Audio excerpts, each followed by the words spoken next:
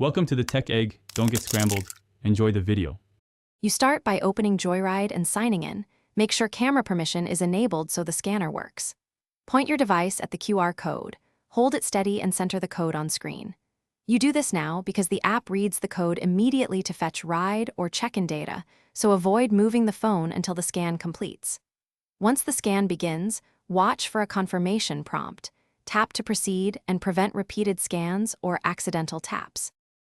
Once Joyride highlights the QR code, the app decodes and displays the linked ride or ticket information.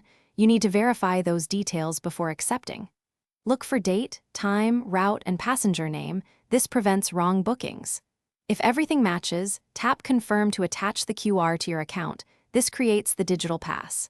If you delay, the code may time out, so act promptly. After confirming, the app will store the pass for offline use and show a success screen. To finish, save the digital pass inside Joyride or take a screenshot for backup. This gives you offline access if network drops. If the scanner fails, clean the camera lens, improve lighting, or place the QR on a contrasting background. These fixes resolve most issues. If the app still cannot read the code, restart Joyride and try again, then contact support with a screenshot and timestamp so they can trace the transaction. This approach prevents delays and ensures you can board on time. Thanks for watching. Consider subscribing if I helped unscramble your problems.